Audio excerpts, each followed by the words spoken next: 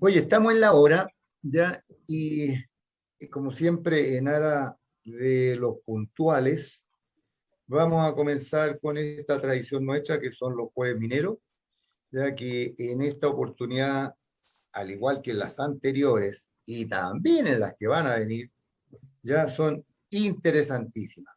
Quizás unas un poquitito más que otras, pero a veces hay algunas que siempre tienen vigencia, ¿ya?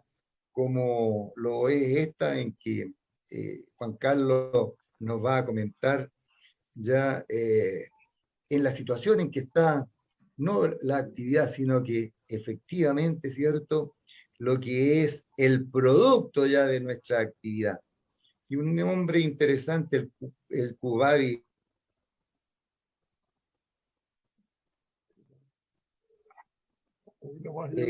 es un poco así del pasado, el presente y el futuro, ya de lo que tiene, por una parte, de la demanda fundamentalmente del cobre, ¿ya?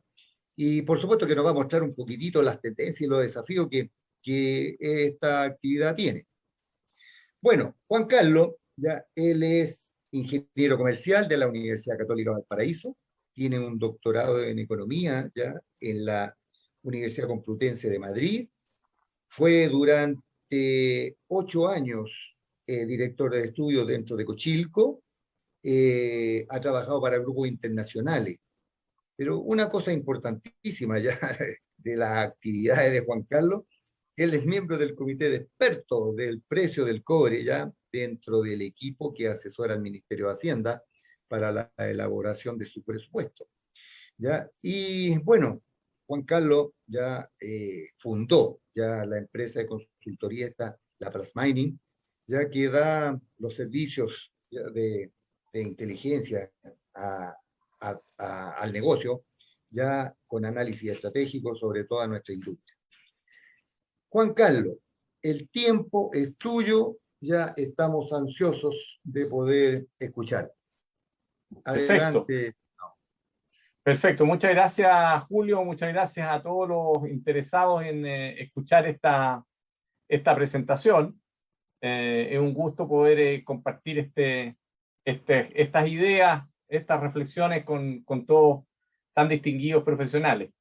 Eh, quiero señalar, para que todos estemos claros de lo que estamos hablando, esta es la presentación que hice en el lanzamiento del evento Copper 2022.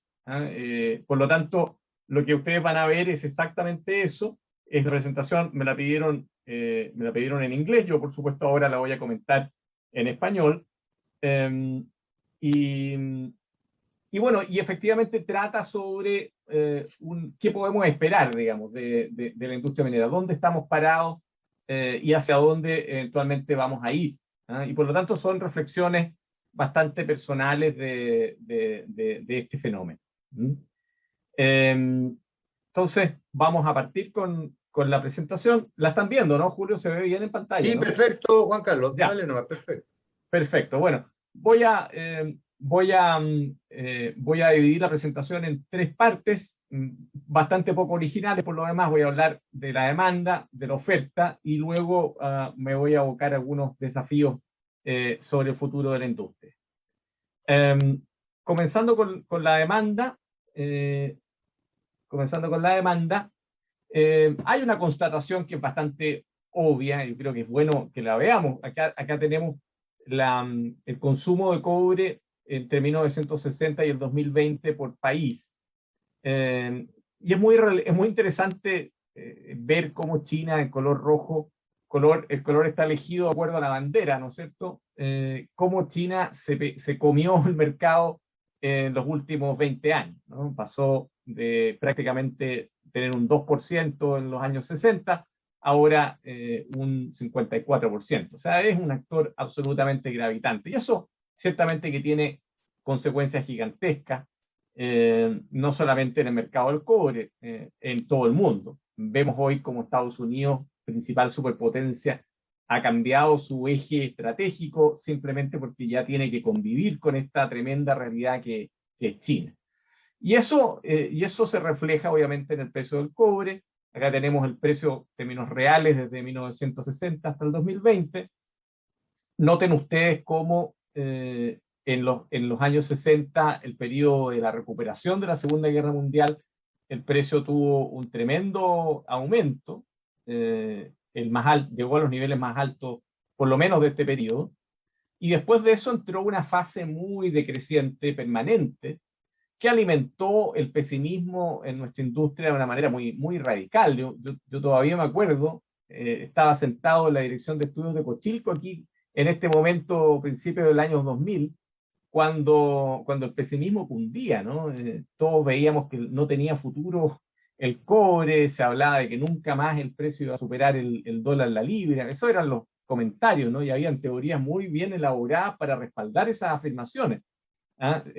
Básicamente eran que la tecnología iba siempre a presionar a la baja los costos, y como los costos y los precios tienen una correlación económica, por supuesto, el precio nunca se iba a poder disparar demasiado lejos de donde estaban esta tendencia tan decreciente, ¿no? Entonces, vivíamos con un paradigma bien pesimista. Pero ahí apareció China con su revolución industrial, que eso fue lo que fue. Tuvo una revolución industrial concentrada en pocos años, y miren ustedes cómo el precio y el mercado cambió estructuralmente, y hemos tenido periodo del superciclo, que todos sabemos, y todavía seguimos con algo del vuelito. Así que eso es importantísimo entenderlo, cuáles son las dinámicas que ha habido en torno a el mercado del cobre en los últimos años. Y por el lado de la oferta, podríamos decir que la otra cara de la medalla somos nosotros. Nosotros y Perú, podríamos decir, somos la otra cara de la medalla. Chile y Perú explican el 40% de la oferta. Y por eso, y como estamos en un evento principalmente local, chileno, me parece interesante también mostrarles este gráfico que hemos construido en base de datos de la Universidad Católica, que hizo un estudio histórico de varias variables, y con eso reconstruimos la participación de Chile en la producción mundial de cobre, desde muy lejos, desde el inicio prácticamente de la independencia de Chile. Y ustedes pueden ver que, bueno, cuando Chile empieza a ser un país independiente, se liberan las fuerzas que estaban retenidas, de cierta manera. Chile estaba obligado a comerciar solamente con España en ese momento, era su poder colonial, pero bueno, se libera, se independiza Chile y comienza a proveer cobre para la revolución industrial de Inglaterra. Y entonces comienza a aumentar nuestra producción de manera muy relevante. Pero fíjense ustedes cómo luego nos vamos muy, muy violentamente hacia abajo. Y de acuerdo a todo lo que yo he estudiado de este periodo, el factor tecnológico fue muy relevante. Se desarrollaron las tecnologías de flotación, permitiendo la explotación de yacimientos de menor ley con grandes volúmenes. Y esa tecnología, bueno, permitió el desarrollo en Australia y sobre todo en Estados Unidos. Y Chile no fue capaz de competir y nos fuimos para abajo de manera bastante relevante. Y después, esos desarrollos tecnológicos llegaron al país de la mano de compañías de Estados Unidos, se implementaron en nuestros maravillosos yacimientos históricos, desde Teniente hasta Chuquicamata, y nuestra participación se recupera. Y luego de eso, vemos nuevamente un periodo de declive que bueno, es bastante polémico, ¿no? Aquí ya me estoy acercando a los años más cercanos y sería muy interesante, esto sería como para otro jueves minero, debatir qué pasó en este periodo, por qué Chile fue perdiendo participación. Muchos van a decir, bueno, eso es porque las compañías norteamericanas no tenían un compromiso con el desarrollo del país. Esa es una de las teorías que yo he escuchado. Otros me van a decir, no, lo que pasa es que Chile empezó a poner tantos problemas para las compañías norteamericanas que estas dejaron de invertir también. Entonces, bueno, hay diversas interpretaciones, pero la realidad es que la participación de Chile fue cayendo hasta que, bueno, se produce un cambio muy importante en el país con lo que fue la nacionalización, y ahí, de manera también bastante notable, Codelco tiene un impulso en la producción, recupera Chile participación de mercado, en un elemento bastante distintivo de las capacidades locales que no se creía en esos entonces que fueran capaces, lo pudieron hacer. Pero después viene el gran impulso derivado de la inversión privada en el país, de la llegada de la gran minería privada nuevamente al país, que nos encumbró hasta casi el 40% de la producción mundial otra vez. Bueno, y desde entonces hemos estado otra vez tirándonos un piquero y vamos para abajo. Y vamos para abajo y la pregunta es, ¿hasta dónde vamos a llegar en esta caída? ¿No? Esa yo creo que es la pregunta del momento, en la cual la voy a dejar hasta ahí por el momento, ¿no? Pero creo que era bueno que tuviéramos esta perspectiva histórica de la oferta en Chile. Volviendo a la demanda, hay otra idea muy importante que creo que es fundamental tenerla a la vista y es, bueno, efectivamente China ha generado un impulso al consumo de cobre extraordinario, pero bueno, ¿esto se sostiene? ¿En qué punto estamos? Esa fue la pregunta que quisimos hacer. Y para responder la pregunta, tenemos esta información. Partamos por la derecha, acá tenemos la intensidad de uso de cobre en China. La intensidad de uso es un concepto muy interesante, un concepto económico, que mide cuánto cobre por millón de dólares de PIB tiene una economía. Es decir, si un país se está desarrollando, cuánto cobre necesita en un determinado momento del tiempo. Y ahí lo que podemos ver es que China tuvo un crecimiento muy, muy acelerado, pero está entrando a una fase de desarrollo más, vamos a decir, terciario, es decir, ya no es dependiente tanto de aspectos industriales, sino más bien de servicio. Eso es un objetivo explícito del gobierno chino. Por lo tanto, muchos dirán, nos fuimos a las pailas. Bueno, no es tan así, porque ahí nos tenemos que ir al gráfico de la izquierda. Y aquí en el gráfico de la izquierda vemos cuál fue la intensidad de uso en las anteriores superpotencias industriales. Y aquí vemos que Inglaterra logró la máxima intensidad de uso hacia comienzo del siglo XIX.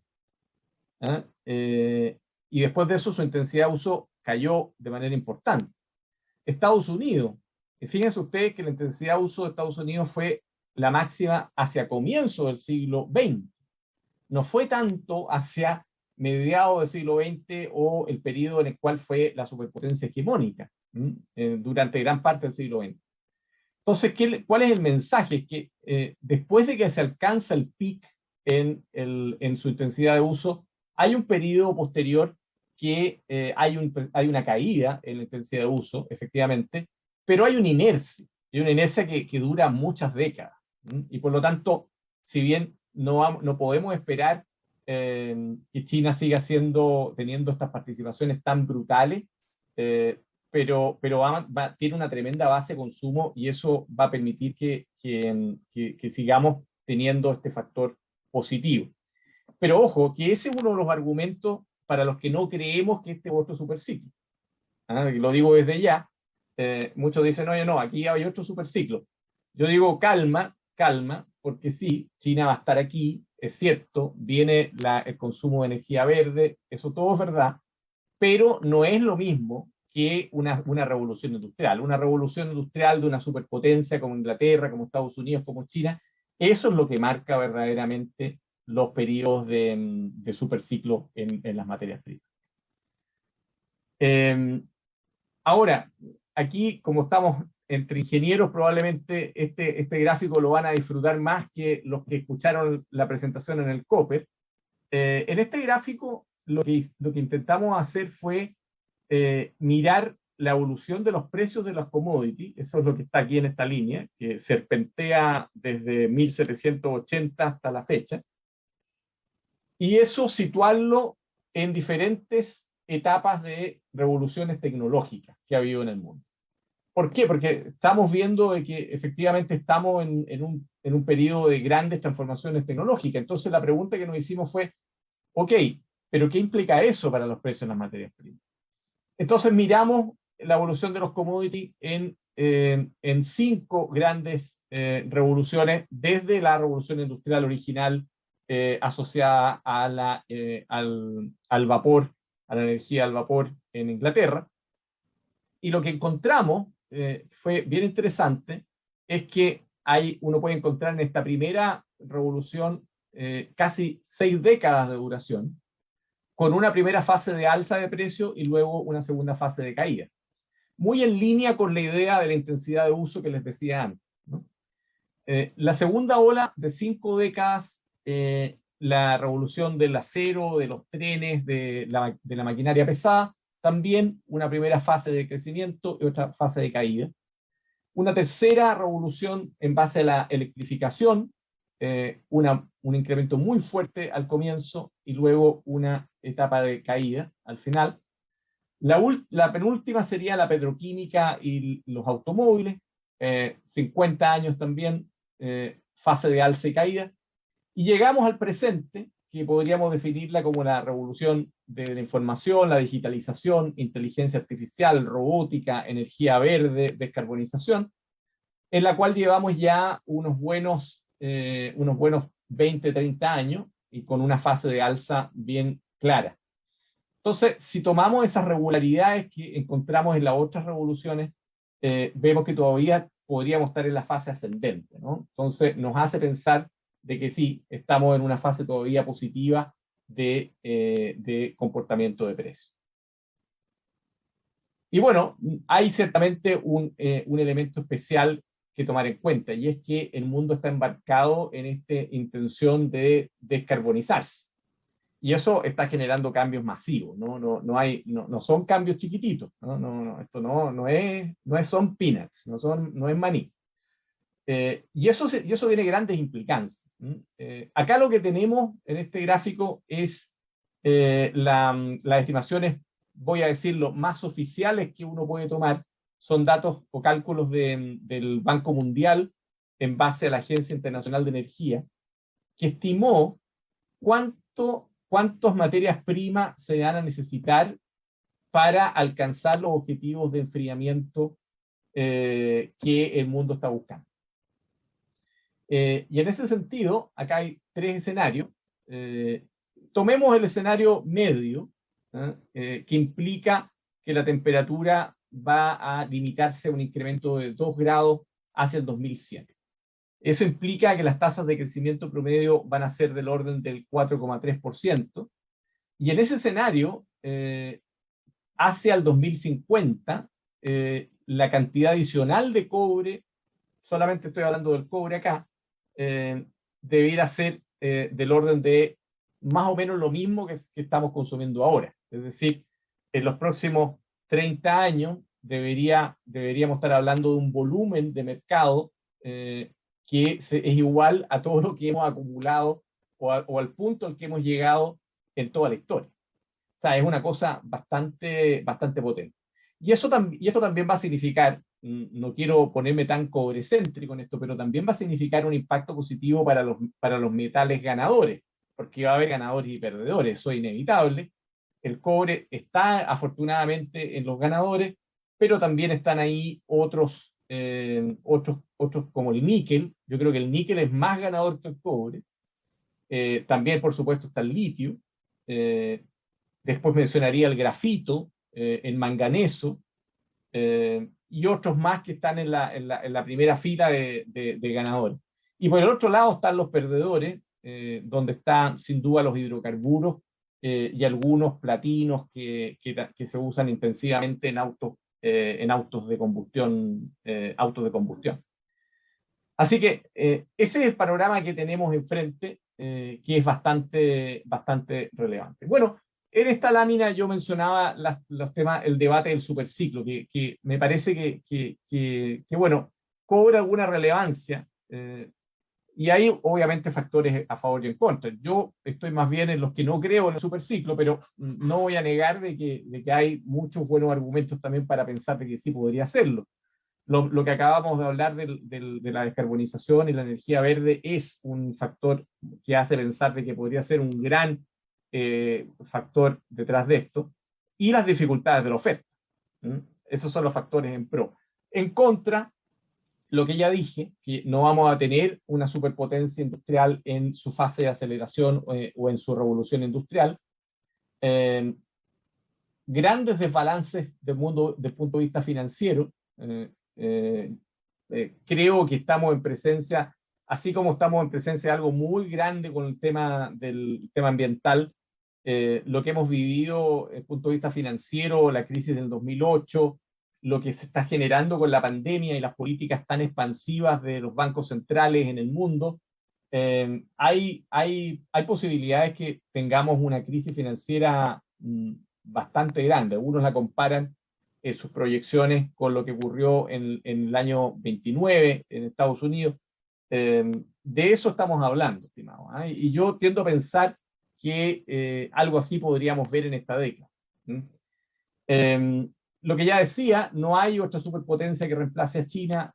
India todavía no despega y tiene características económicas distintas a lo que fue China y antes Estados Unidos y Inglaterra. Y otro factor que sale poco al baile, pero que me parece importante tenerlo en cuenta, es que así como estamos todos entusiasmados con esta cuestión de la energía verde, la descarbonización, porque va a ser más demanda para cobre y todo, de pasadita, de contrabando, hay una idea que va en el sentido contrario, y es la mayor búsqueda de circularidad, de economía circular, de reciclado. Y eso va a disminuir la intensidad de uso de materias primas. No nos olvidemos de eso.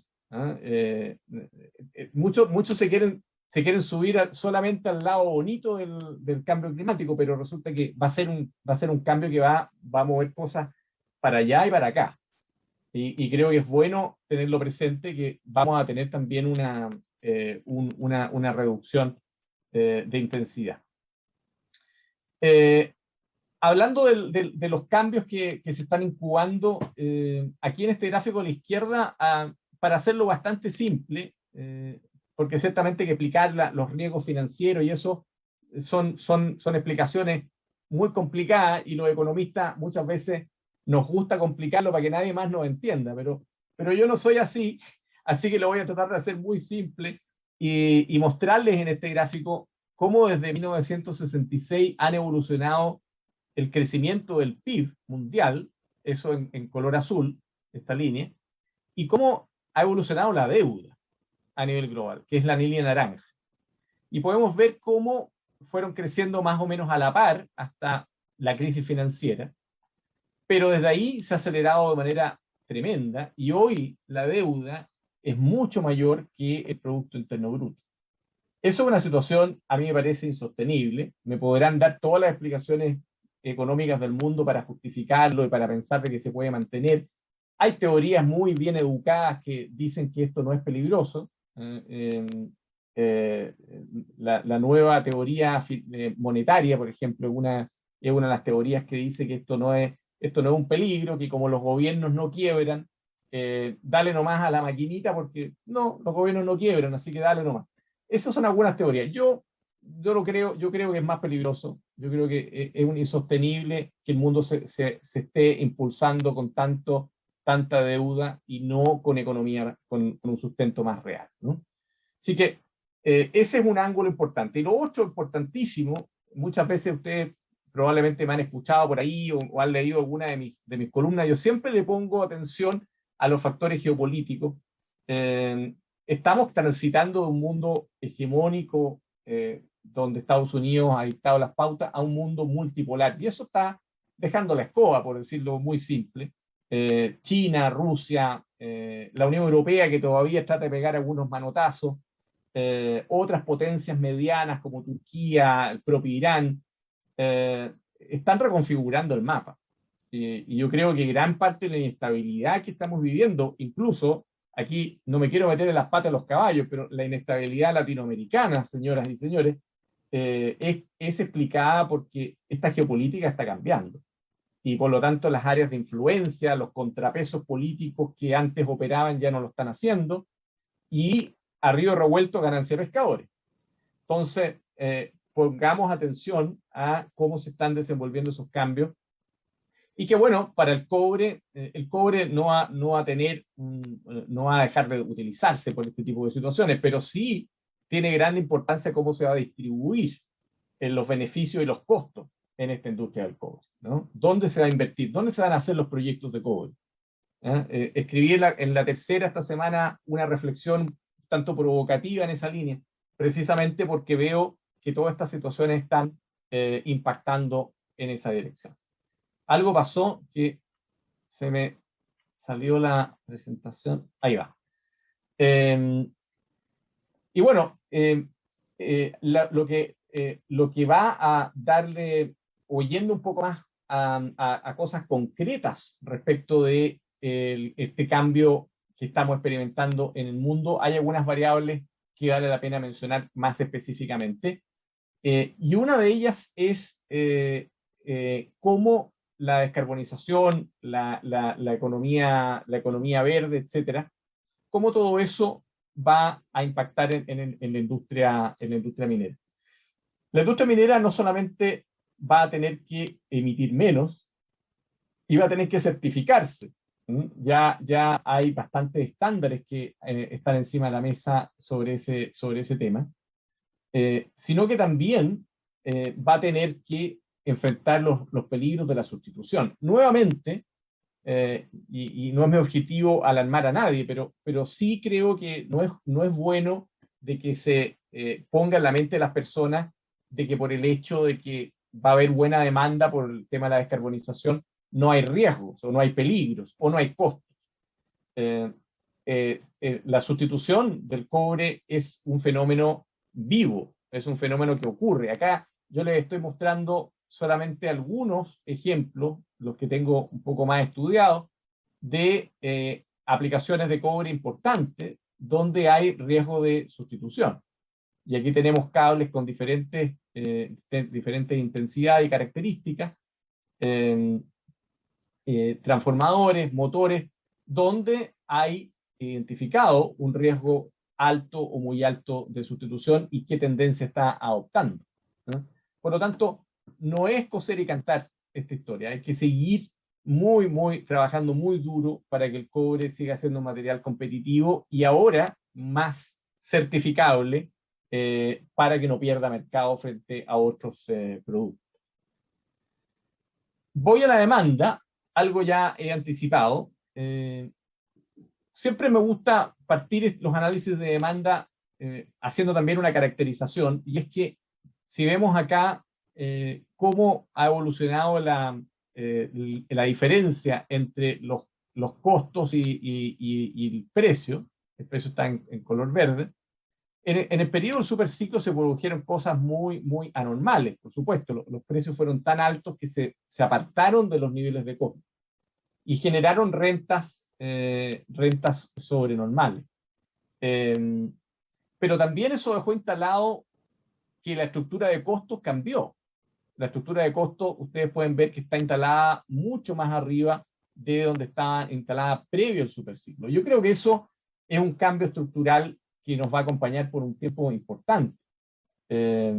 Por cierto, si vemos, si esto se acaba, vamos a tener una convergencia de los costos hacia la baja, pero eso no se ve en el corto plazo. También este periodo del superciclo generó una respuesta bastante inorgánica de la industria minera. La industria minera no estaba preparada para una situación así. Y empezaron a cometerse errores importantes. Compañías compraron activos a precios muy altos, se endeudaron para eso, y luego cuando terminó el superciclo no fueron capaces de absorber esa situación. Eso le costó la cabeza a prácticamente todos los presidentes de las compañías mineras. Los proyectos mineros, ¿cómo fueron los proyectos mineros que se hicieron en el periodo del superciclo? Fueron caros y salieron mal, la gran mayoría. No salieron en los presupuestos, no salieron en los plazos. O sea, la industria como que perdió de cierta manera su disciplina y eso le costó caro. Le costó caro al punto que cuando termina el superciclo, la industria minera se ve enfrentada a una situación muy dura, muy dura. El sector financiero dejó de apostar por la industria minera, y la industria minera juró que iba a recuperar la disciplina para evitar volver a cometer errores como los que habían ocurrido. Por lo tanto, este momento que estamos viviendo ahora es crucial, porque vamos de nuevamente con precios altos, la perspectiva es buena, no para un superciclo, pero la perspectiva es buena. ¿Y qué van a hacer las compañías mineras? ¿Cómo lo van a hacer? ¿Están preparadas para el crecimiento que se va a necesitar? ¿Lo van a hacer sin errores? Yo creo que el periodo que tenemos hacia adelante en la industria minera es tremendamente importante y intrigante, ¿eh? Para ver cómo se va a abordar. Otra vez me sacó la presentación, voy de nuevo a donde estaba. Y bueno, los desafíos, probablemente para ustedes estas cosas no les voy a aportar nada nuevo. Sabemos que hay un envejecimiento de minas, caídas de leyes, la matriz productiva está cambiando, más concentrados, menos óxido y por lo tanto menos cátodos SX, EW. Desafíos, por lo tanto, en todo lo que es infraestructura y en algunos insumos, principalmente lo que es agua, también energía que tiene que ser más limpia. Ya lo decía, los proyectos, la forma en que los proyectos se entregan, la gran mayoría están entregándose fuera de plazo y fuera de presupuesto. La infraestructura necesaria para poder abordar estos cambios. Y no voy a repetirlo, los efectos del cambio climático, mayores estándares, transparencia, y un factor muy complejo que es la licencia, se puede llamar de muchas maneras, licencia social, comunidades, en fin. Este aspecto yo creo que es el que hoy es la piedra en el zapato más importante para la minería, especialmente en América Latina.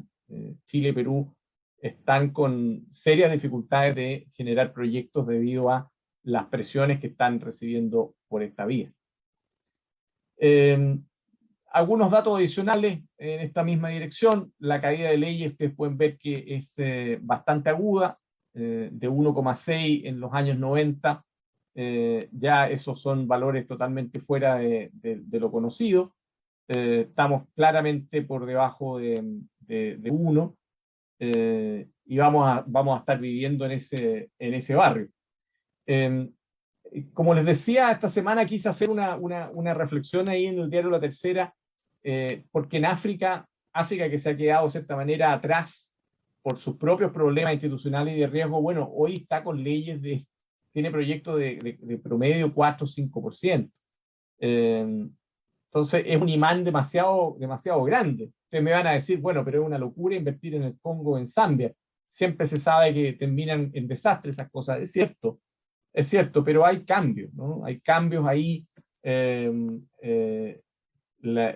Hay proyectos que se han hecho y esos proyectos se hacen también en una realidad distinta, con una superpotencia como China, que ha invertido consistentemente por varias décadas, cosa que no hicieron las superpotencias occidentales, estimado. Lo digo siendo occidental, pero lo tengo que decir. Las superpotencias dejaron votados a los africanos. Y por lo tanto, los chinos silenciosamente se podrá criticar, digamos, los temas éticos y toda esa historia, pero bueno, ahí están los trenes, están las líneas de electricidad y por lo tanto se pueden hacer proyectos. Creo que es importante esa reflexión, sobre todo para nuestros países, que estamos en un mundo muy distinto al que había hace 20, 30 años atrás. No podemos mirarlo con los mismos prismas, y en el caso de la mirada de la oferta, creo que sería muy equivocado o muy peligroso más bien caer en una mirada tradicional. Hay que ampliar la mirada en este aspecto.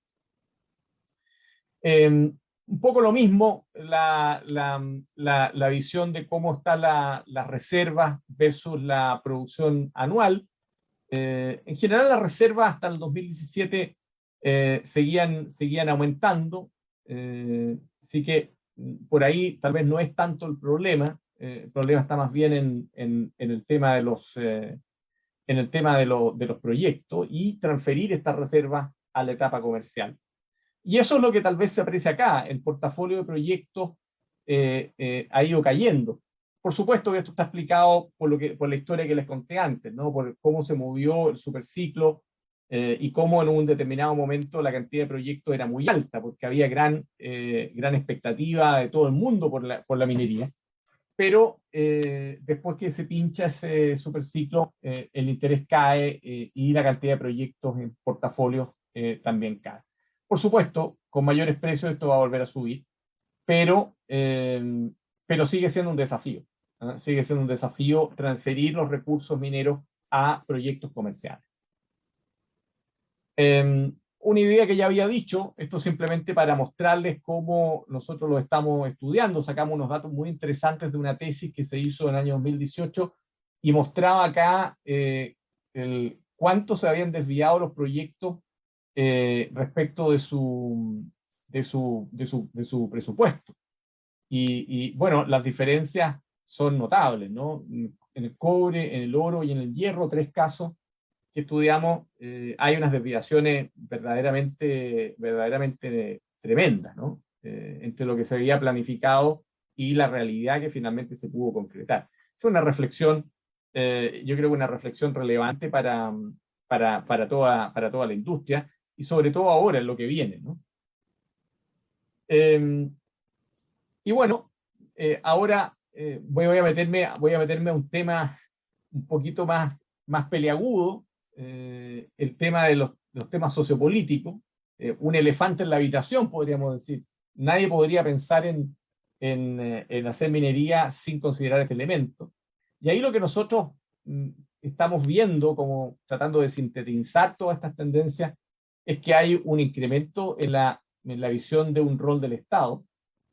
Hay un crecimiento del nacionalismo de los recursos naturales, un medioambientalismo también mucho más acentuado.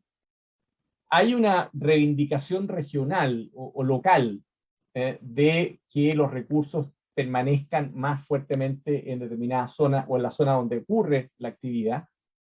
Hay un debate sobre el modelo de desarrollo. Esto en nuestro país está pero súper álgido. En el Mercurio los 2 últimos días ha habido un intercambio de cartas bien bueno. Fue a propósito de los tratados comerciales. 2 asesores de Boric plantearon o justificaron por qué Chile debería revisar sus tratados comerciales. Y la razón que usaron fue que el modelo de desarrollo tenía que ser distinto, teníamos que volver a políticas industriales y abandonar el modelo de liberalismo que hemos tenido en las últimas 3 décadas. Eso a la minería le va a repercutir con toda la fuerza.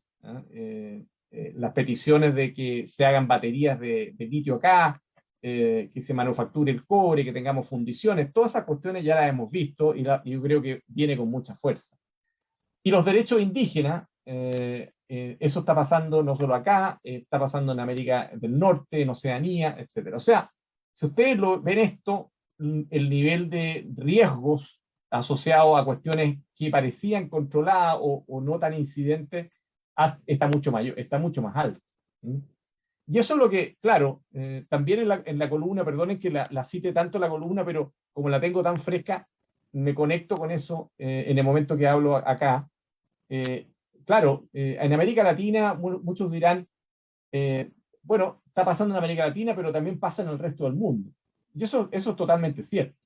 La pregunta es, ¿cuál es la conclusión? ¿Cuál es la consecuencia de eso, ¿no? Si América Latina, al estar imbuida de esto, va a quedar mejor o peor posicionada. Esa yo creo que es la pregunta importante, más que si pasa aquí y pasa en todos lados. Ese punto yo creo que vale la pena reflexionarlo en profundidad. Bueno, y ya para ir cerrando, más bien un redondeo de ideas, no hay ninguna duda que a nivel global hay tendencias muy importantes, la búsqueda de mejor nivel de calidad de vida, eso está en una gran mega tendencia a mayor protección ambiental. Hay aspectos, los que acabamos de ver, los cambios sociopolíticos, que están dando un marco distinto a la actividad minera, y las revoluciones tecnológicas. Estos son 4 mega tendencias que están impactando. ¿Qué tipo de respuesta podríamos ver de la minería? Ciertamente más eficiencia y optimización de procesos. Eso es inescapable, me parece. Esto es un tema que a nosotros nos apasiona mucho, la necesidad de quiebres tecnológicos. Pensamos que la industria minera, ante todo este marco tan complejo que estoy describiendo, no le va a quedar otra que buscar o acelerar cambios tecnológicos, que habitualmente la industria se resiste o la industria no los toma, no arriesga, pero creo que el marco es tan desafiante para la industria minera que no le va a quedar otra que buscar salidas, digamos, de esta manera. Va a tener que cambiar su relacionamiento con las comunidades, especialmente locales, y ya está haciéndolo por acción o omisión, subirse a los temas de medio ambiente, sociales y de gobernanza. Así vemos el gran marco futuro para la industria minera. Eso va a obligar probablemente a mayor cooperación. La industria minera hasta ahora ha usado el tema del antitrust como argumento para no cooperar entre ellos, pero estamos viendo, por ejemplo, con las iniciativas de los camiones de baja emisión, que están habiendo esfuerzos cooperativos que no habíamos visto antes. Pensamos que ese es otro rasgo que va a venir en la industria minera. Y bueno, una última reflexión. Esta es una idea que mi amigo Juan Rayo, que me invitó al Copper, me hizo mucho hincapié en mencionarla. Esto muestra cuánto tiempo perviven, cuánto tiempo duran las grandes minas en el mundo. Y aquí podemos ver que prácticamente muchas de las grandes minas del mundo son centenarias, ¿no? Por lo tanto, la idea o la reflexión que planteaba Juan y que yo estoy aquí compartiendo también con ustedes es que cualquier planificación minera tiene que ir un poco más allá de la mera evaluación económica de 20, 30 años, ¿no? O sea, si uno se imagina cualquier proyecto minero, probablemente debe tener la capacidad de proyectarlo no por 2, 3 décadas, sino que imaginarse un involucramiento que va mucho más allá. Y eso cambia completamente la perspectiva. Sobre todo con el marco tan complejo que les acabo de explicar, ¿no? Probablemente la forma de enfrentar los problemas cambia si tú te involucras con un territorio de una manera mucho más larga que lo habitual. Esa es la presentación, estimados. Espero que les haya parecido interesante. Y bueno, si hay un diálogo o comentario, por supuesto, estaré muy contento de compartirlos. Muchas gracias, Juan Carlos. Bueno, excelente la presentación, aunque la vi en el lanzamiento del COPER, pero de todas maneras ya es una segunda digestión, es mucho más provechosa, evidentemente. Ya, así es que, pero buenísima, Juan Carlos, yo creo que interesantísimo, ¿cierto? Esto de que desde la visión que comenzaste a mostrar ya, la participación del país a lo largo de la historia nuestra como país, ya lo alto y bajo que hemos tenido, ¿cierto? Bueno, también algo que está tan en boga, ya de la manera de que podemos defendernos, defender al planeta, es justamente con nuestras materias primas básicas, ¿ya? El ver también el cómo tú muestras, oye, no todo es no esto es miel sobre hojuelas, ¿ya? Sino que veamos también que aquí tenemos unas cuantas amenazas. Siempre ha estado ahí un poco presente, ¿cierto?, el tema del reciclaje, pero bueno, ahora con la exigencia que tenemos, sobre todo lo último que tú estabas planteando, ¿cierto? El ESG es algo que ya está dentro no tan solo la empresa, ¿ya? Sino que la comunidad lo está exigiendo. Entonces, son evidentemente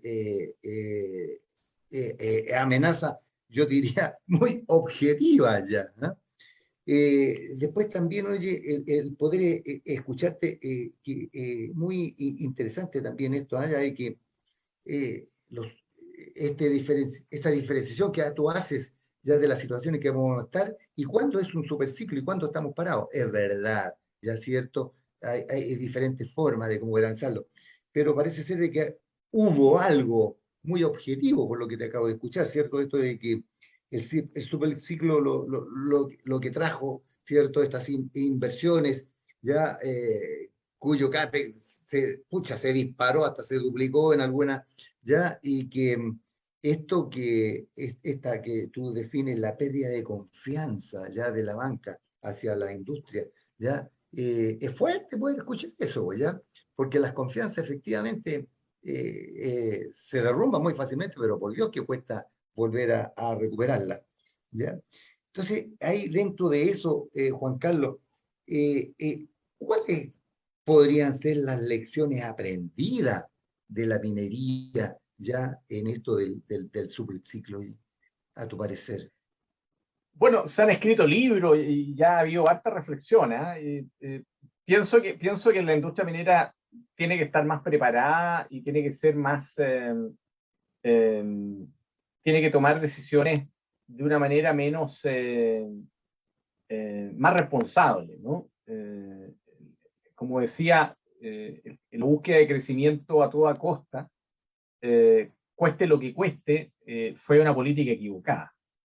Por lo tanto, el crecimiento que venga a continuación ya no puede ser un crecimiento que deje de lado cualquier tipo de racionalidad o análisis más reposado o control de riesgos, me parece, ¿no? Y eso va a significar de que un desafío muy importante porque, como decía, no tenemos suficientes proyectos sobre la mesa como para pensar en un crecimiento ordenado. Yo creo que vamos a ver fusiones y adquisiciones de mucho más intensas en la industria del cobre, cuando el precio se consolide de manera más alta y se esté pidiendo más a las empresas, me parece que vamos a ver bastante de eso.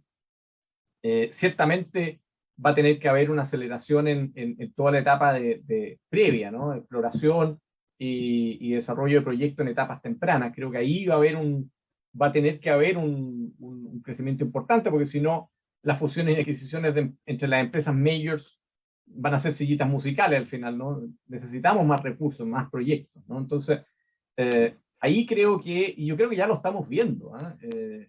Incluso con todos los problemas políticos que tenemos en Chile y Perú, uno ve que hay muchas juniors buscando proyectos, no así avance en proyectos más avanzados, porque ahí el riesgo político sí que está pesando, pero las etapas previas sí estamos viendo bastante.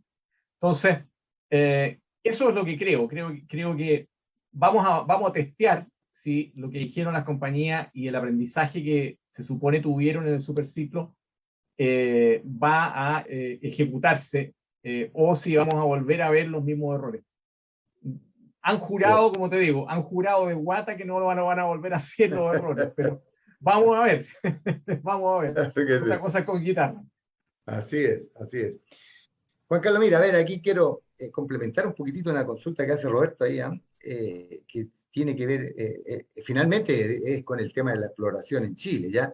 Pero yo lo miraría y complementaría al hecho de que esta pérdida que estamos perdiendo, estamos de participación, la pérdida de participación, ¿cierto? Ya en que el cómo podemos mejorar eso, ¿ya? Y evidentemente para poder aprovechar esto que viene como de las demandas que visualizamos, no, evidentemente que lo más relevante es poder girar a cuenta, ¿no es verdad?, de proyectos Greenfield, y para ello, bueno, tiene que haber exploración. ¿Cuál es tu opinión en este minuto? ¿Cómo lo ves eso ya? Mira, que como te digo, veo en este minuto, es una pregunta así muy de corto plazo, estoy viendo de que hay bastante actividad.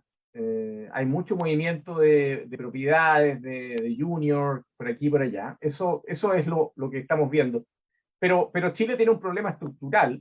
Es un problema que se generó porque nuestro sistema de amparo de la propiedad minera es extremadamente, es extremadamente, ¿cómo decirlo?, garantista, ¿no?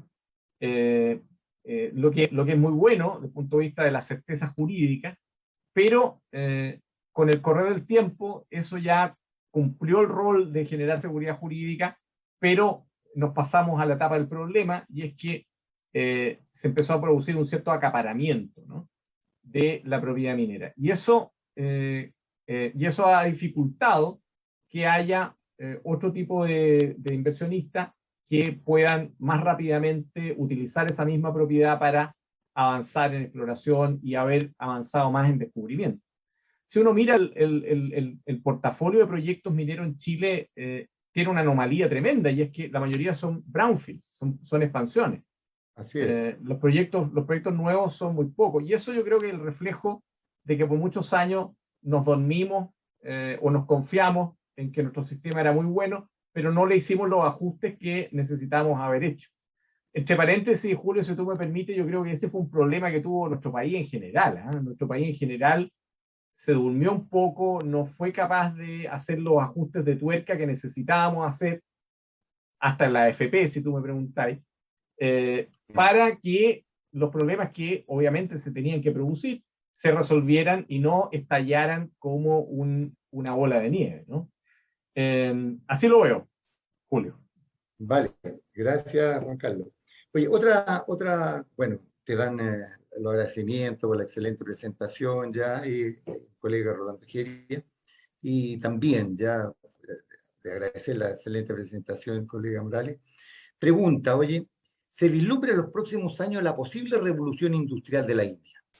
Hoy el crecimiento de la India está en el 7%, algo superior al de China. India con 1.300 millones de personas, y que se vislumbra un despertar de este gigante que podría ser tan potente como China. ¿Qué opinión tienes al respecto? ¿Se despertará ese gigante? ¿En qué momento? Bueno, hay algunas diferencias. India es un país efectivamente muy, muy grande. Muchos por ese motivo piensan que podría repetir lo que hizo China, pero bueno, el modelo es distinto, ¿no? Es una democracia donde hay fuertes disparidades internas. Les cuesta a los indios consolidar un crecimiento.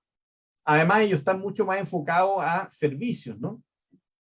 No tienen un desarrollo industrial de la envergadura del de China. Por lo tanto, yo veo diferencias.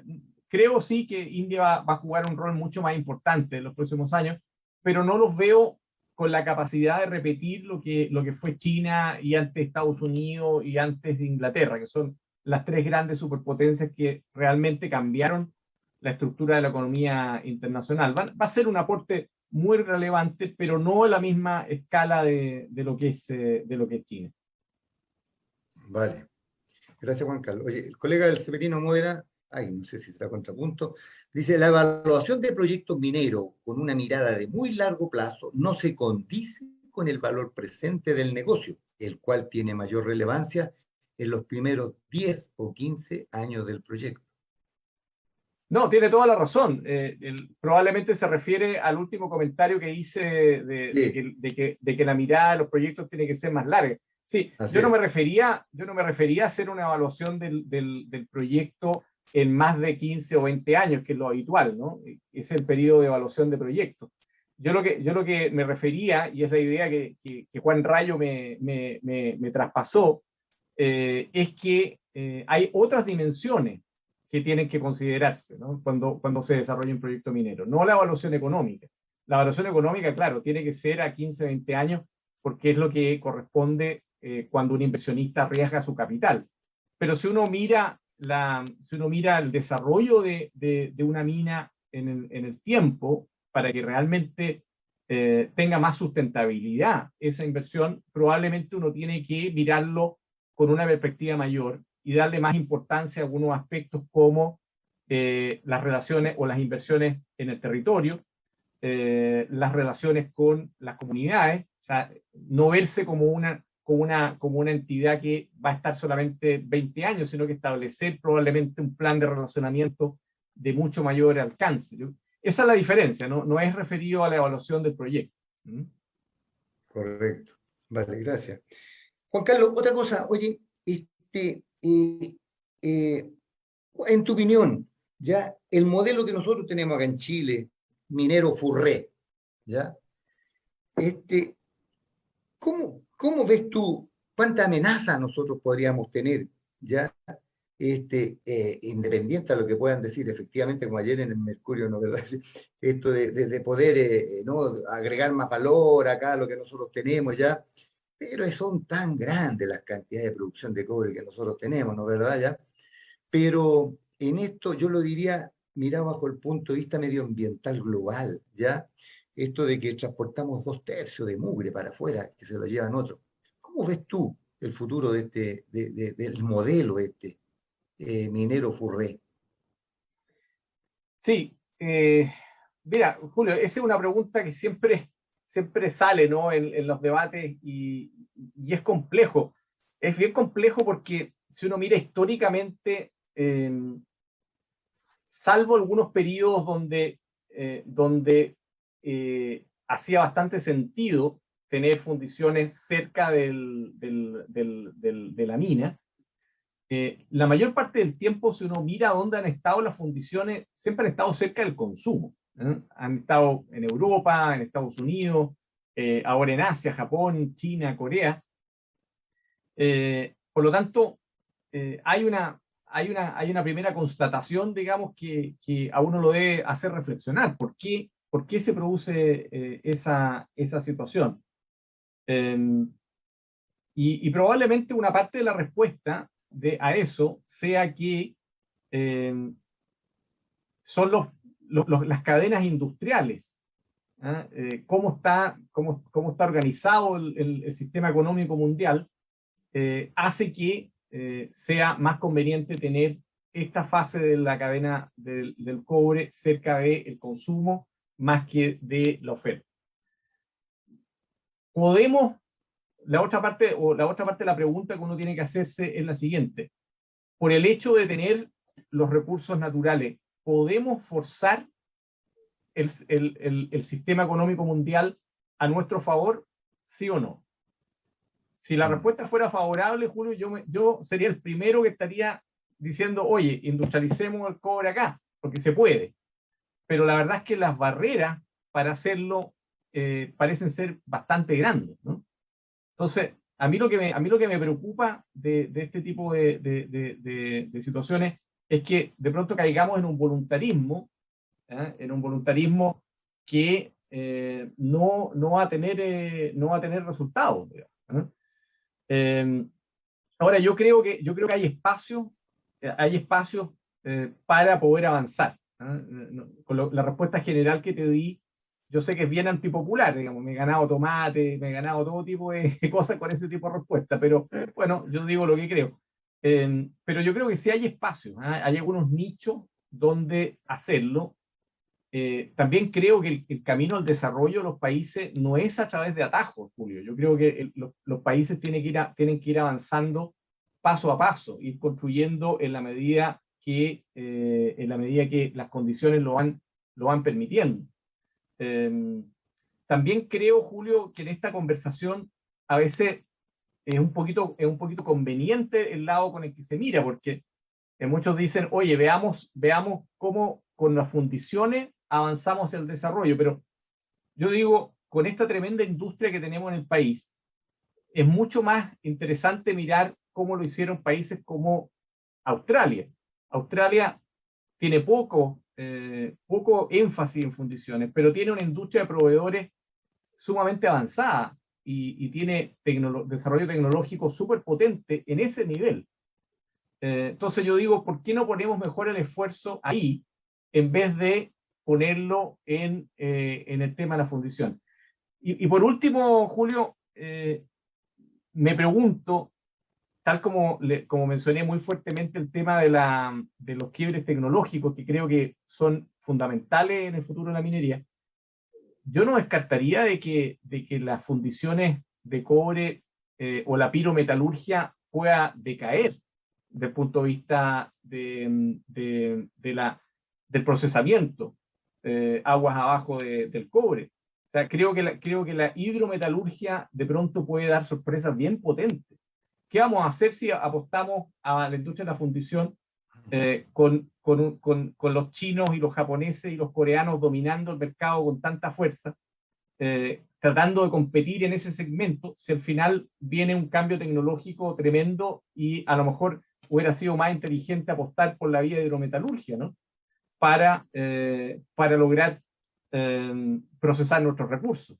Entonces, Julio, la verdad que con todos esos elementos encima de la mesa, yo no soy muy fan de ese camino. Yo creo que hay un camino alternativo que probablemente no lo hemos trabajado tan bien, ¿eh? Yo creo que ahí el país también ha dejado,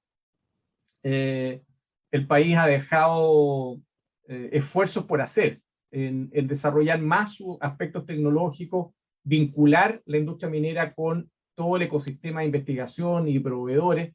Me parece que ese es un camino más inteligente, pero que tampoco lo hemos desarrollado con tanta fuerza. Gracias, Juan Carlos.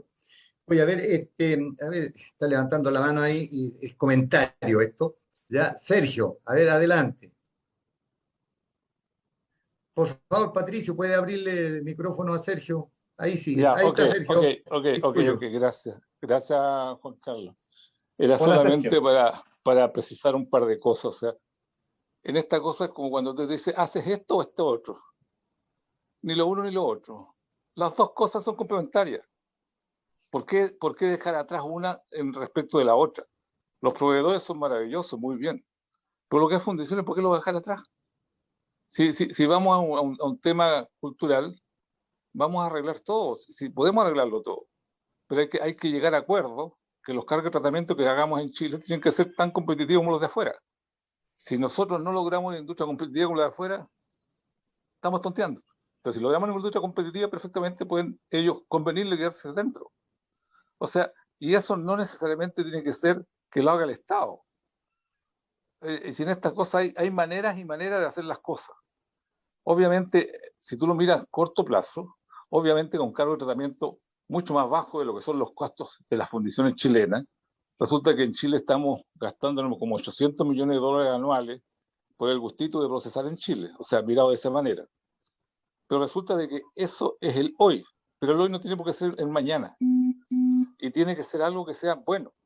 Por eso muchos dicen que hoy una fundición grande, pero es una macro, una mega fundición, no 1 millón de toneladas concentrado, 1 millón de toneladas de cobre. Acuérdate que el Fureme, la fundición de refinería de Mejillones, era grandísima, era como 1 millón de toneladas de cobre, no de concentrado. Entonces, tiene que ser una cosa grande que te permita economías de escala y te permita ahorros, que te permita recuperar más cosas.